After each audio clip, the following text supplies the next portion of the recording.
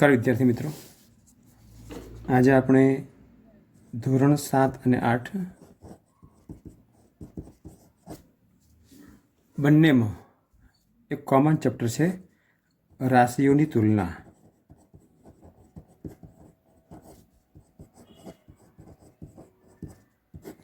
આ ચેપ્ટર આપણે ભણવાના છીએ. હવે રાશિ એટલે શું? રાશિ એટલે એક માપ, સંખ્યા. રાશિ એટલે સંખ્યા કહીએ આપણે એને, અથવા માપ કહીએ, માપ કહીએ છીએ. હવે હિન્દીમાં રાશિ એટલે રૂપિયા કહે છે, પણ આ રાશિઓની તુલના, તુલના એટલે સરખામણી, તુલના એટલે સરખામણી. આ રાશિઓની આપણે તુલના કરવાની છે, સરખામણી કરવાની છે. હવે આપણે એક સામાન્ય ઉદાહરણ લઈએ કે ધારો કે રમેશ પાસે 30 ચીકુ છે અને મહેશ પાસે 10 ચીકુ છે. તો રમેશ અને મહેશ પાસેના ચીકુનો ગુણોત્તર કેટલો?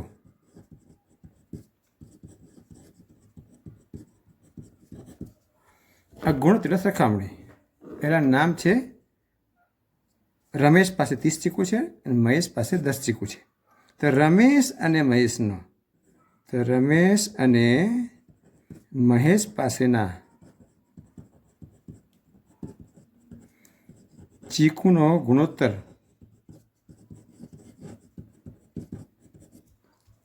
તો રમેશ પાસે કેટલા ચીકુ છે? રમેશ પાસે 30 ચીકુ છે. 30 મૂકીશું આપણે અંશમાં અને મહેશ પાસે 10 ચીકુ, 10 મૂકીશું છેદમાં. અહીં ગુણોત્તર શોધવા માટે આપણે સંખ્યાઓને અતિ સંક્ષિપ્ત રૂપમાં ફેરવવાની છે. 0 ઉડી જાય છે, 3/1 વધે છે. તો ગુણોત્તર 3/1 અથવા બીજી રીતે એને કહે છે 3/1. તો તમને કહે ગુણોત્તર એટલે શું?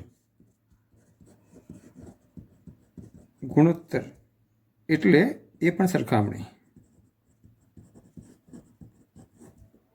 અને ગુણોત્તરને અંગ્રેજીમાં કહે છે રેશિયો, RATIO, રેશિયો કહે છે.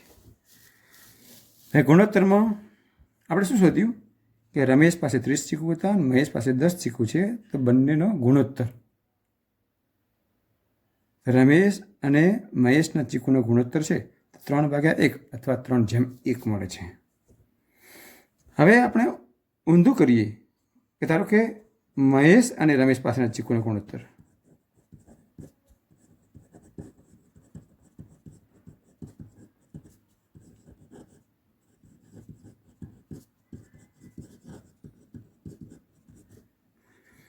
તો મહેશ પાસે કેટલા ચીકુ હતા? 10 હતા, એ ઉપર મૂકીશું.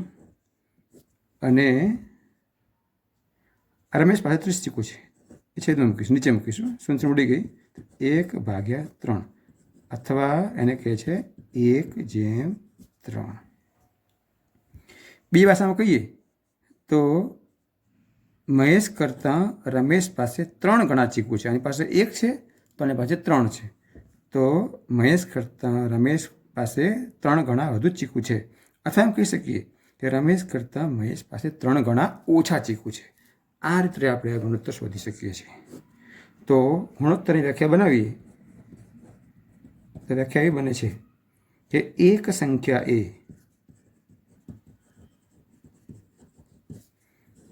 બીજી સંખ્યા કરતાં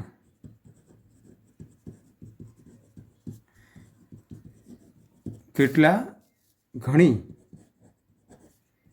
કે કેટલામાં ભાગની છે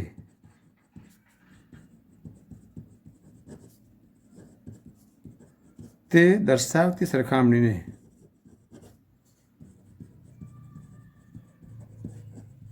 ગુણોત્તર કહે છે.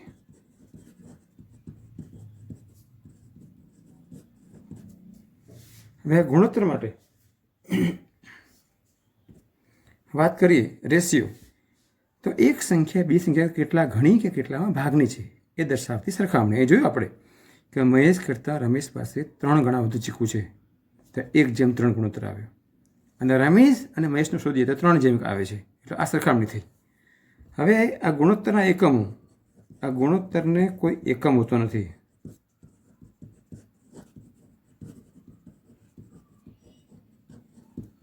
કારણ શું છે એનું? કે ગુણોત્તર કોઈ પણ સંખ્યાનો, કોઈ ચીજનો, કોઈ વસ્તુનો, ગણી શકીએ એવી બાબતનો, દૂધના કેટલા લીટર દૂધ થયું, દૂધનો ગુણોત્તર, એમ અલગ અલગ જગ્યાએ લીટરમાં, કિલોગ્રામમાં, બધી જ જગ્યાએ આ ગુણોત્તર અલગ જગ્યાએ વપરાય છે. એટલે કોઈ ચોક્કસ એકમ નથી, ચોક્કસ એકમ નથી. એને આપણે દર્શાવે છે જેમની રીતે કોઈ ચોક્કસ એકમ છે નહીં. હવે આપણે જોઈએ કે એને કોઈ ચોક્કસ એકમ નથી. પછી આ ગુણોત્તર માટે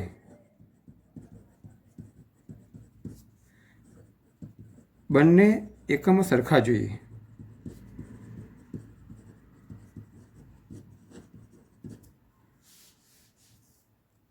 સરખા જોઈએ અથવા રૂપાંતરિત થવા જોઈએ,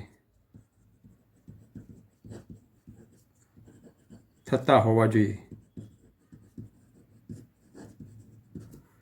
બંને એકમો સરખા જોઈએ અથવા રૂપાંતરિત. કેવી રીતે? દાખલા તરીકે એમ કહીએ આપણે,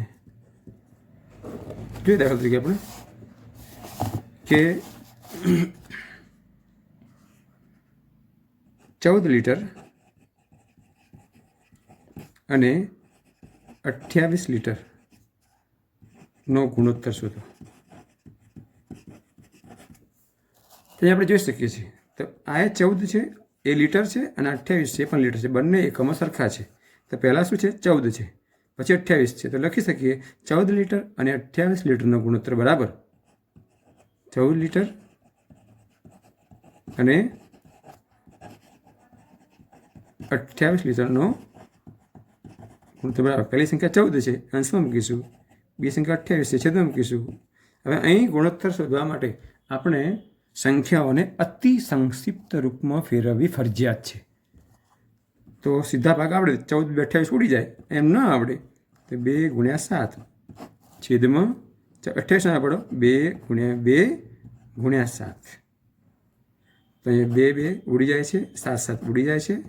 ઉપર કશું વધતું નથી એટલે 1 અને છેદમાં 2, તો 1/2 એને કહે છે. ઓર બીજી ભાષામાં 1/2 પણ કહે છે. અહીં બંને એકમ સરખા હતા, તો 14 લીટર અને 28 લીટરનો ગુણોત્તર 1/2 મળે છે. જો 28 આગળ હોત ને 14 પાછળ હોત તો 28 ઉપર મૂકત અને 14 નીચે મૂકત તો ગુણોત્તર 2/1. એ રીતે આપણે ગુણોત્તર સરખા એકમનો શોધી શકીએ છીએ. હવે આપણે આગળ જોઈએ બીજો મુદ્દો. હવે એકમો રૂપાંતરિત હોવા જોઈએ. મતલબ કેવા? ધારો કેમ કે 3 રૂપિયા અને 200 પૈસાનો ગુણોત્તર.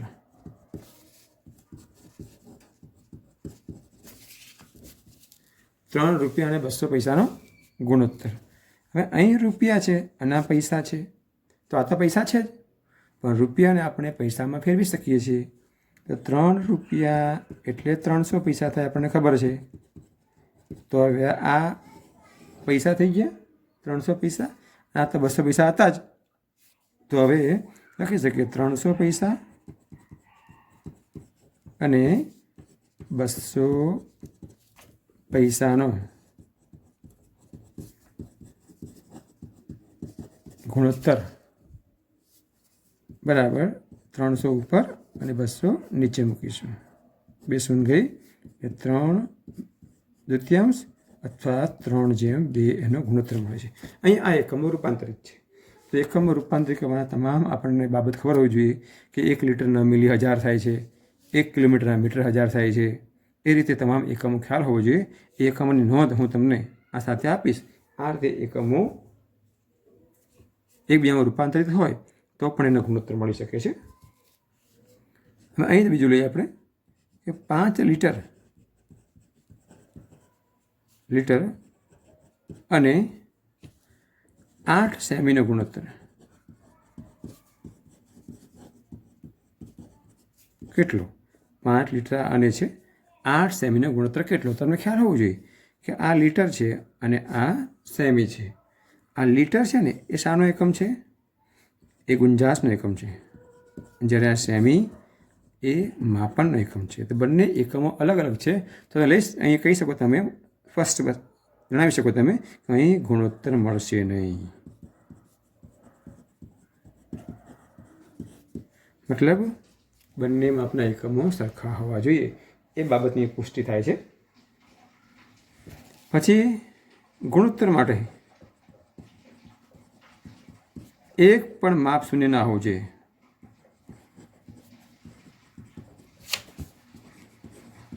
શૂન્ય ના હોવું જોઈએ. તો એક પણ માપ શૂન્ય હોય તો ગુણોત્તર મળી શકે નહીં. એમ કે 0 અને 220 લીટરનો ગુણોત્તર શોધો.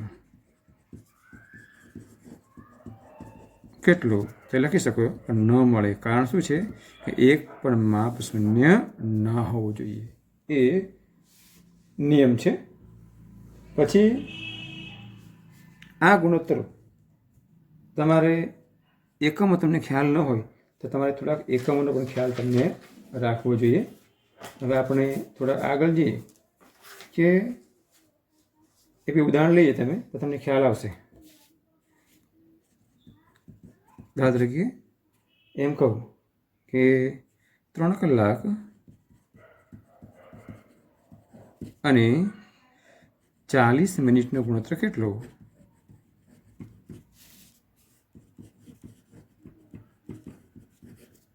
તો 3 કલાક છે તો આ કલાક છે ને આ મિનિટ છે. બે એકમો તો સમયના જ છે, પણ બંને એકમો સરખા નથી. પણ આ કલાકની મિનિટ થઈ શકે છે. તો 1 કલાક બરાબર 60 મિનિટ થાય છે.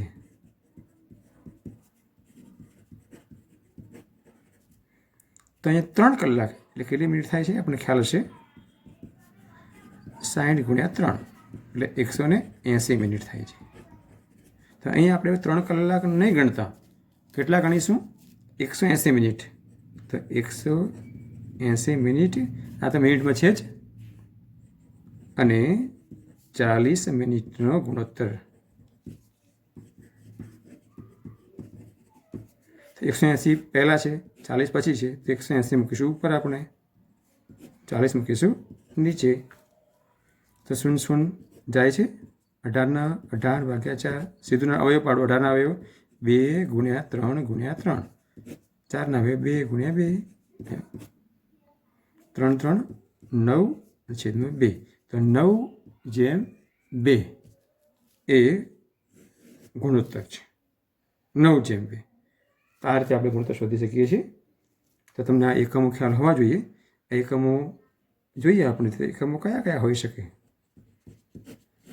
તો ઉદાહરણ તરીકે લઉં છું 2000. ધારો કે એમ લઉં કે 1 ડઝન બરાબર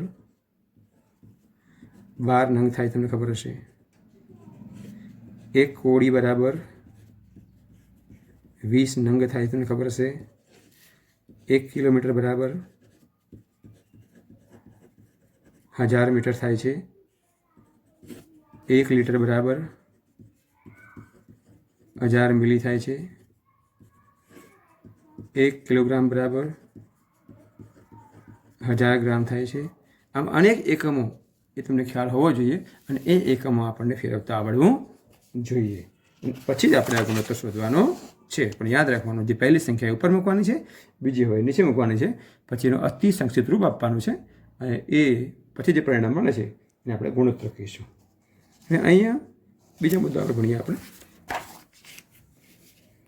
અહીં બ્લોક તમને આપેલા છે. આ બ્લોકમાં સાચી સંખ્યા લખો. આ બ્લોકમાં સાચી સંખ્યા લખવાની છે. તો એક ઉદાહરણ લઈએ આપણે. 5/7 બરાબર 40 આ બ્લોક છે. તો તમને એમ કે આની કિંમત કેવી રીતે શોધવી? આપણે જ્યાં બ્લોક છે, આ જગ્યા છે, ત્યાં આપણે એક્સ ધારી લેવાનું. એક્સ ધારી અને પછી કરવાની ચોકડી મારવાની,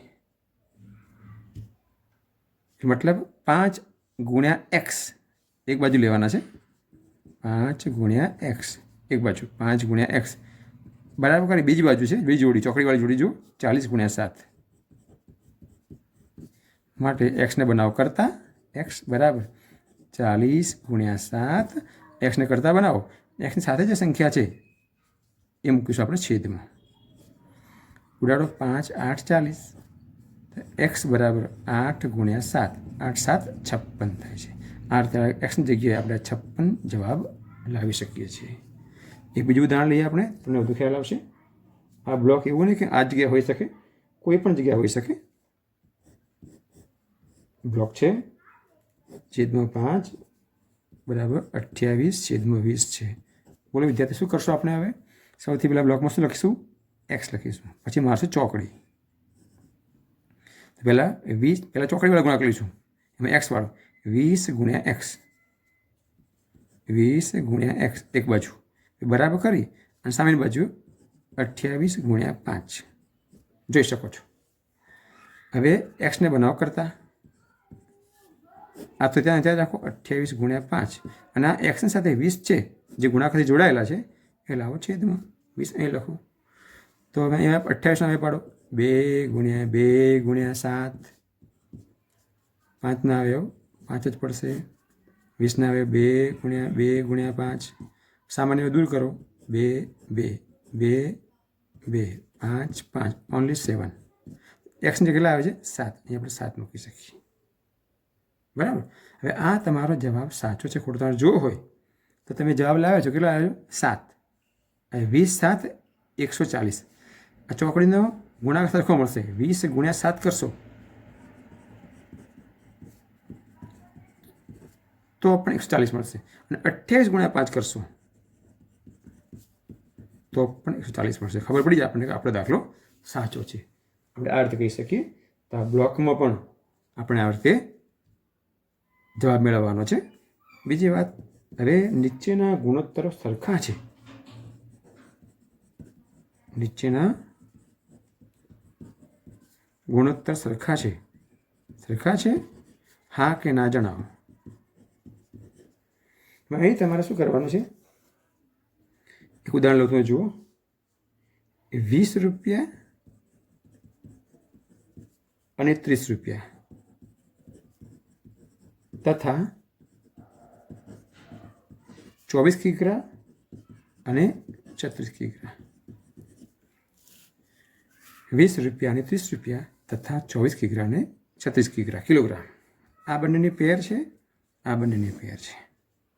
આપણને ખબર છે કે આ 2 રૂપિયા છે એટલે બંનેને ગુણોત્તર મળશે, આ બંને કિલોગ્રામ છે, આ બંનેને ગુણોત્તર મળશે। એ ગુણોત્તર સરખા છે કે નહીં ક્યારે ખબર પડશે આપણને? કે જ્યારે આપણે ગુણોત્તર શોધીએ અને બંનેનો પરિણામ સરખા મળે તો સમજવું કે આ ગુણોત્તર સરખા છે। તો જોઈએ પહેલાં 20 રૂપિયા અને 30 રૂપિયાના ગુણોત્તર,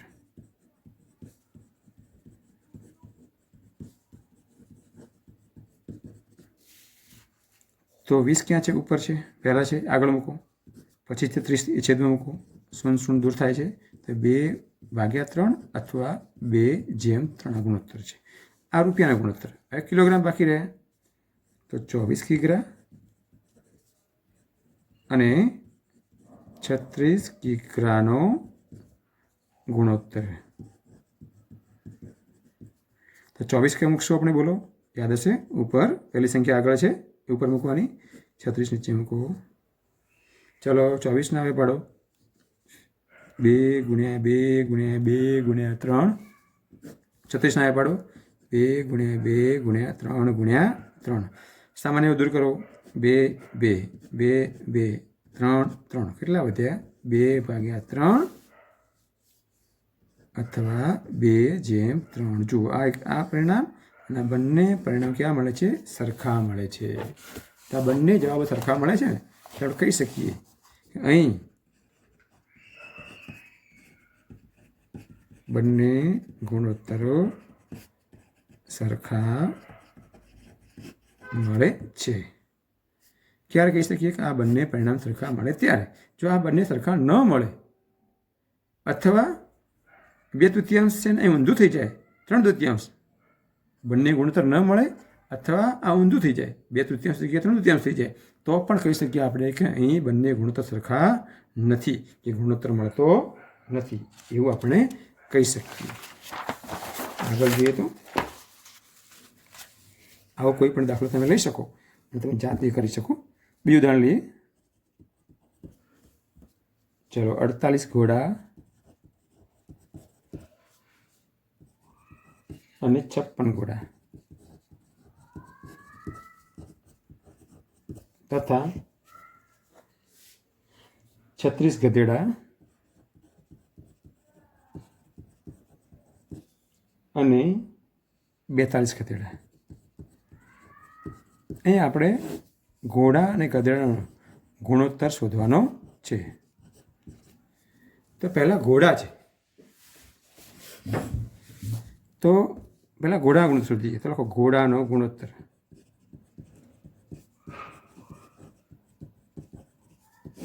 તો 48 આવું લખીશું આપણે 48 ઘોડા અને 56 ઘોડાનો ગુણોત્તર. તો 48 ક્યાં મૂકીશું આપણે? ઉપર આપણને ખ્યાલ છે. 56 નીચે મૂકીશું. 48 અહીંયા પાડો 8 × 48 8 ના આવે 2 × 2 × 2 6 ના આવે 2 × 3 56 ના આવે 8 7 8 ના આવે 2 × 2 × 2 અને 7 અવિભાજ્ય સંખ્યા છે.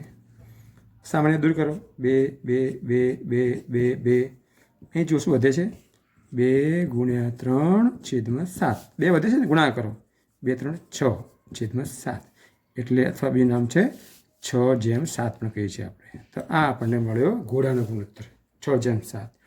હવે આપણે ગધેડાનો ગુણોત્તર શોધીએ.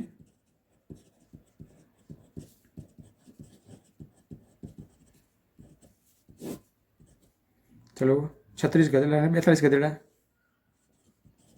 36 ગધેડા અને 42 ગધેડાનો ગુણોત્તર.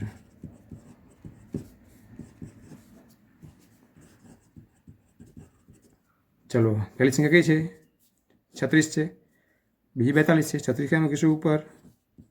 42 મૂકીશું નીચે. 36 અહીંયા પાડો કયા પડશે? 4 નું 36 4 ના આવે 2 × 2 36 ના 3 × 3 4 9 અને 7 6 6 7 6 ના 2 3 અને 7. ચલો અહીં તમે જુઓ 36 ના 2 2 4 3 12 3 36 2 3 6 7 42. સામાન્ય દૂર કરો 2 2 3 3. તો અહીં પણ જુઓ 2 × 3 અને છેદમાં 7 એટલે 6/7 આવે છે અથવા એને આપણે 6/7 કહીશું. તો અહીં પણ બંને ગુણોત્તરો આ કેવા મળે છે? સરખા મળે છે. માટે લખીશું કે ગુણોત્તરો સરખા મળે છે.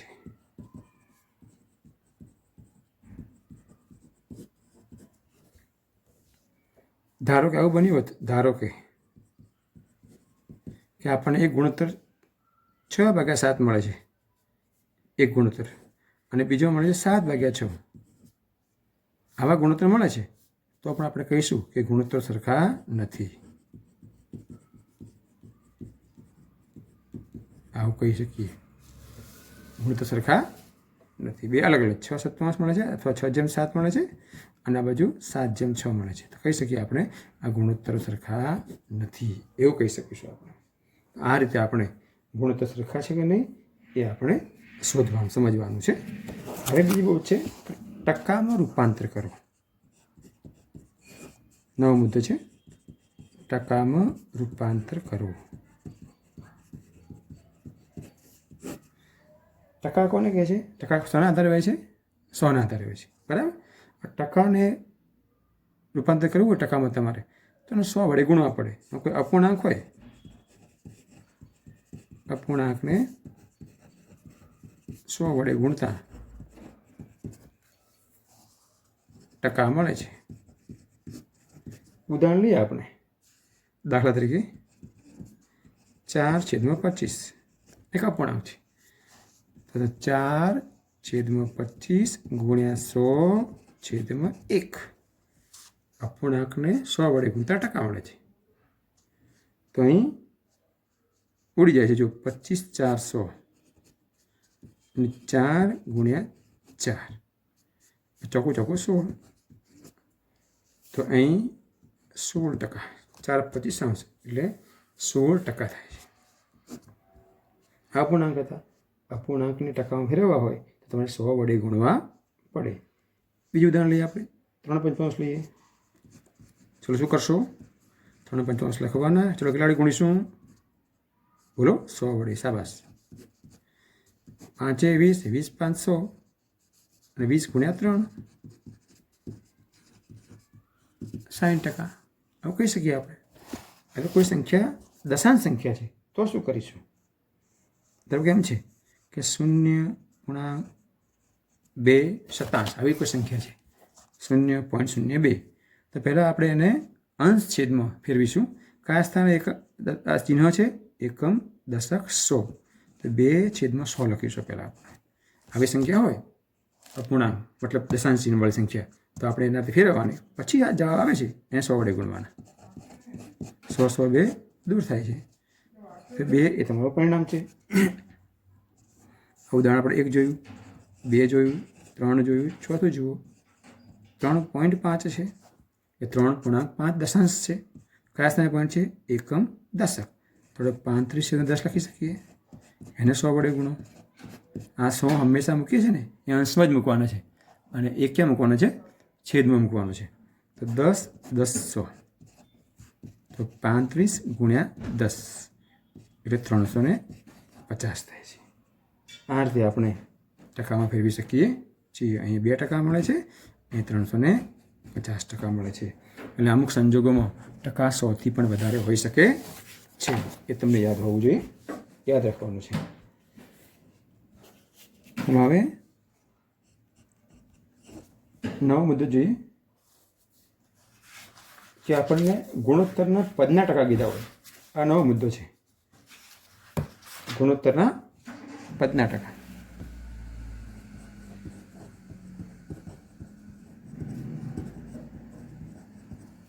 પદના ટકા શોધો તમને એમ કે આ નવો મુદ્દો શું છે ગુણોત્તર પદના ટકા એ તમને ગુણોત્તર આપેલું છે એ તમારે ટકામાં ફેરવવાના છે કેવી રીતે આપણે જોઈએ કે ધારો કે અહીંયા છે પહેલો દાખલો છે આપણે જોઈએ પહેલાં છે 2/3 છે 2/3 છે તો આપણે પહેલાં સરવાળો કરીશું 2/3 એટલે 2 + 3 = 5 થાય છે ગુણોત્તરના પદના ટકા 2/3 તો 2 + 3 કહીશું 5 થાય છે તો કુલ 5 થાય છે તો 5માંથી પહેલો ગુણોત્તર કયો છે 2 છે તો કુલ 5માંથી પહેલો ગુણોત્તર 2 છે તો 5 કુલ છે છેદમાં મૂકવાના પહેલો ગુણોત્તર ઉપર બીજો અહીં જુઓ બીજો કુલ 5 છે બીજો ગુણોત્તર કેટલો છે બીજો ગુણોત્તર 3 છે એ રીતે મૂકીશું તો 2 ઉપર 2 સરવાળો નીચે 2 ઉપર મૂક્યા 2 3 5 પછી 3 ઉપર અને 2 સરવાળો નીચે આ રીતે અને આપણે પછી એને શું કરવાનું 100 વડે ગુણવાના છે બસ પછી તો અપૂર્ણાંક બની ગયો અને અપૂર્ણાંક ટકા ફેરવવું હોય તો આપણે 100 વડે ગુણવા પડે 5/20 5/20 તો 2 × 20 અને 3 × 20 20 દુ 40% અને 20 3 60%.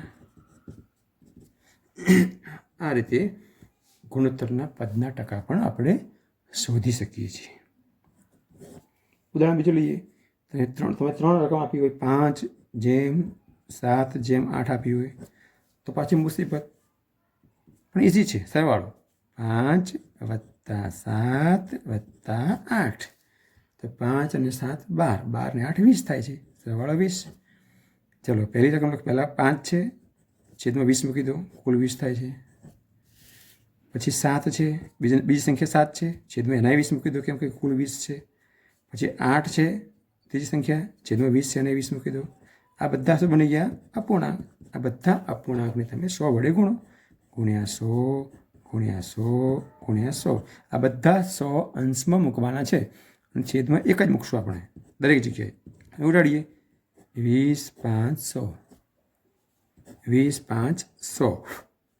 20 5 100 તો શું થાય છે 5 ગુણ્યા 5 બરાબર 25%.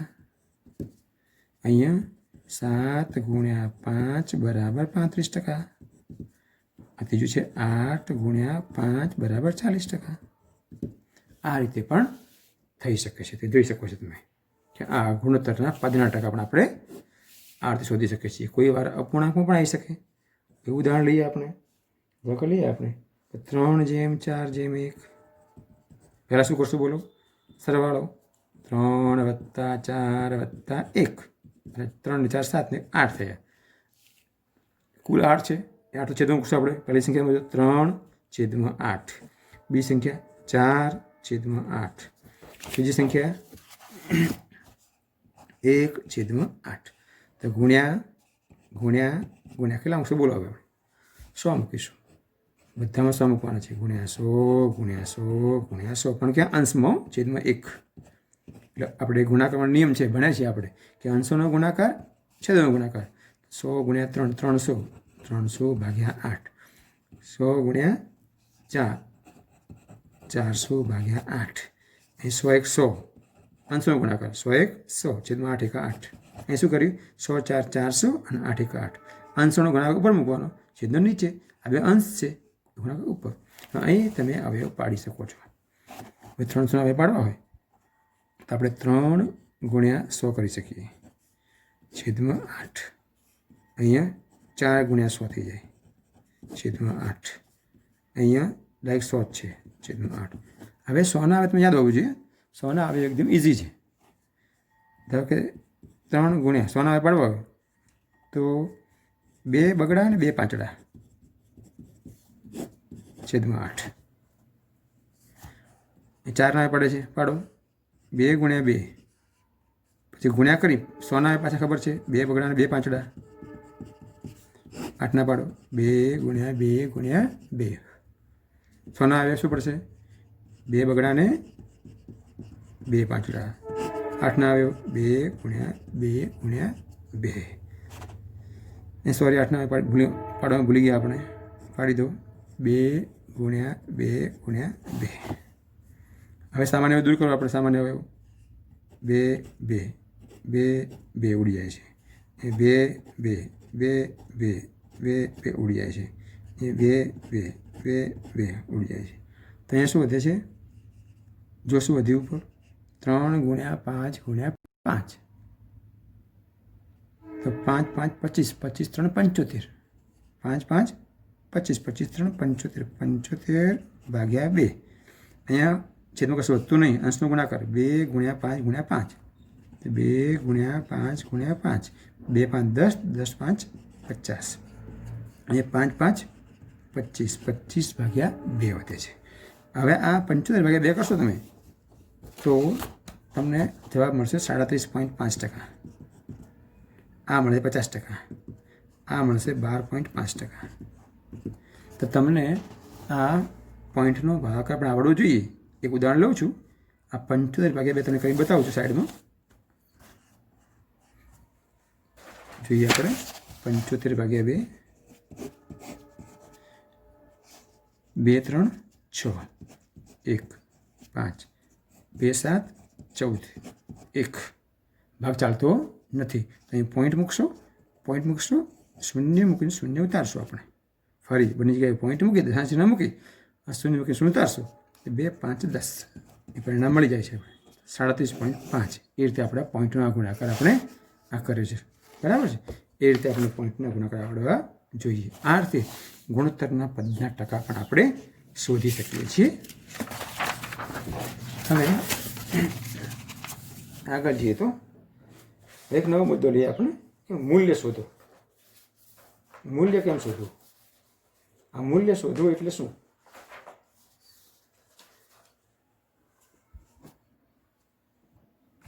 મુદ્દાનું નામ છે મૂલ્ય શોધવું. હવે તમને ખબર છે કે ટકા શું છે? ટકા શેના આધારે નીકળે છે? 100ના આધારે. તો ટકાની વ્યાખ્યા ખ્યાલ હોવી જોઈએ આપણને. ટકા શું છે? ટકા એટલે 100ના આધારે